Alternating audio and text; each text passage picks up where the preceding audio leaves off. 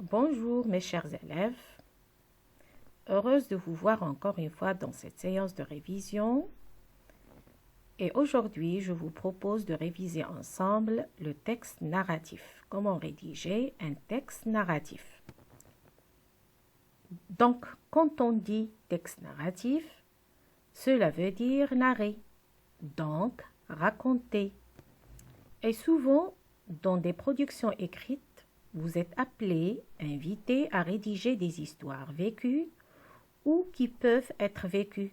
Ça veut dire que vous pouvez ou bien vous aurez peut-être l'occasion de vivre un jour.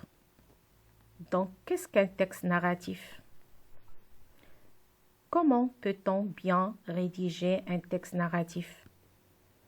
Alors, pour mieux comprendre et pour bien réussir votre production écrite, je vous invite à suivre les conseils suivants. Dans un récit, il y a toujours des personnages. Entre ces personnages se déroulent des événements. Et ces événements se passent dans un lieu et dans un temps précis. Et on les divise en des étapes. Il y a 5 étapes dans un texte narratif. L'ensemble de ces étapes, on l'appelle structure narrative ou bien schéma narratif. Les 5 étapes sont les suivantes. La situation initiale, la perturbation, les actions ou bien ce qu'on appelle aussi les péripéties, l'élément de résolution et la situation finale. Et maintenant, on va voir ensemble la définition de chaque. On commence un récit toujours par une situation initiale. C'est une étape d'équilibre où règne le calme et dans laquelle on présente bien sûr les personnages, le lieu et le temps. C'est-à-dire, dès le début de mon histoire, je dois limiter mon histoire dans un cadre de temps et de lieu précis. Mais pas seulement précis. Ils doivent être aussi convenables à mon histoire. Par exemple, je peux choisir la nuit pour parler des histoires dramatiques ou bien les histoires qui font peur. Et aussi, je peux choisir le jour, par exemple, pour parler ou bien des histoires qui sont heureuses. Généralement, il faut être intelligent dans le choix de temps et de lieu pour mon histoire. Les personnages. Alors, comment donner une valeur à mon personnage principal? Tout simplement en essayant de le décrire. Décrire, par exemple, ses traits de caractère. Décrire son visage, ses traits physiques. Mais cela doit se faire en deux ou bien 3 phrases maximum. Parce que finalement, je ne suis pas dans un texte descriptif, mais je suis dans un texte narratif. La deuxième étape, c'est la perturbation, ou bien ce qu'on appelle aussi l'élément perturbateur, ou bien l'élément modificateur. C'est une étape compliquée où il y a un élément qui est imprévu. Il change le calme de la situation initiale et il oblige bien sûr le personnage à réagir. La troisième étape, les péripéties. Les péripéties, c'est l'ensemble d'actions imprévues. Ça veut dire comment le personnage ou bien les personnages vont réagir face à un problème, à une situation problème. Et dans cette étape, le personnage parle de ses réactions et aussi de ses sentiments.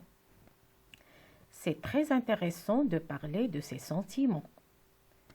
Par exemple, cette histoire-là va faire de toi quelqu'un qui est heureux, d'avoir accompli bien sûr une tâche qui t'a rendu très fier de toi. Ou bien quelqu'un qui est malheureux d'avoir assisté à une scène dramatique ou bien à une scène qui fait peur. Et les sentiments, bien sûr, sont très différents.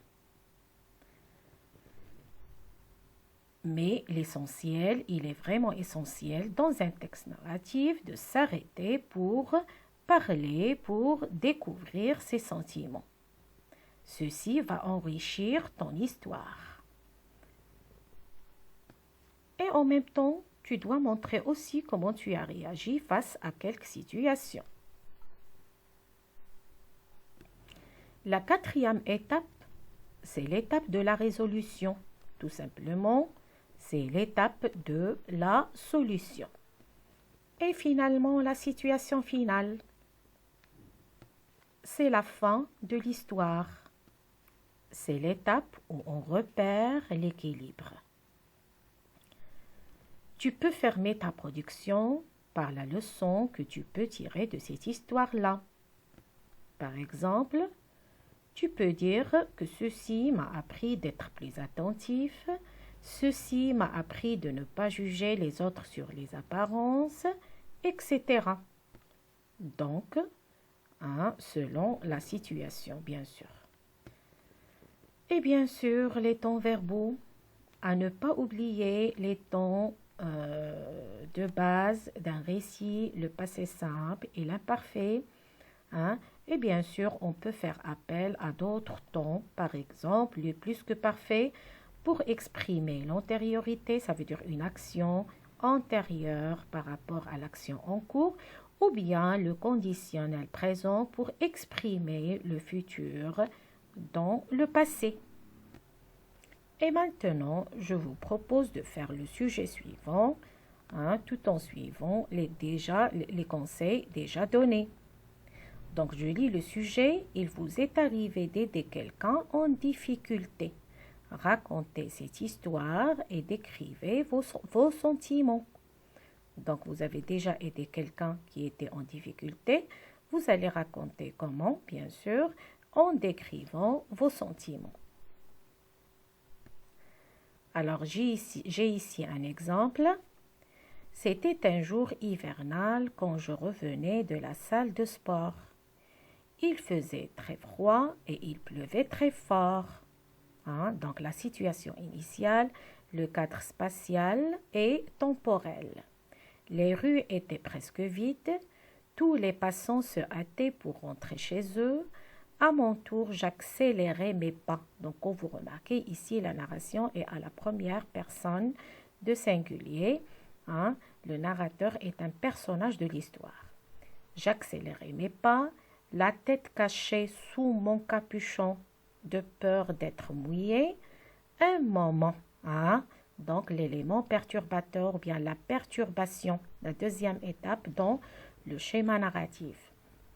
Un moment, j'ai vu un homme d'un certain âge qui chargeait avec peine, avec difficulté sa marchandise sur une charrette.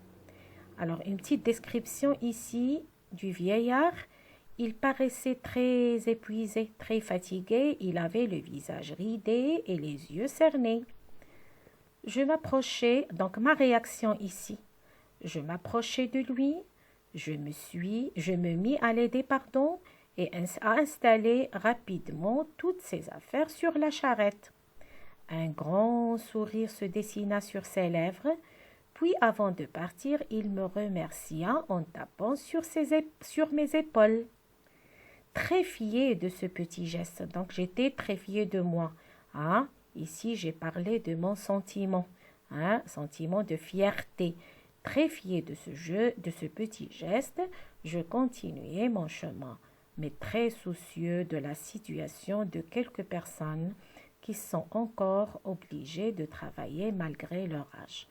Alors, je vous invite aussi à écrire un texte narratif en respectant le même sujet et on va le corriger, Inch'Allah, après. Je vous souhaite bonne journée. À bientôt.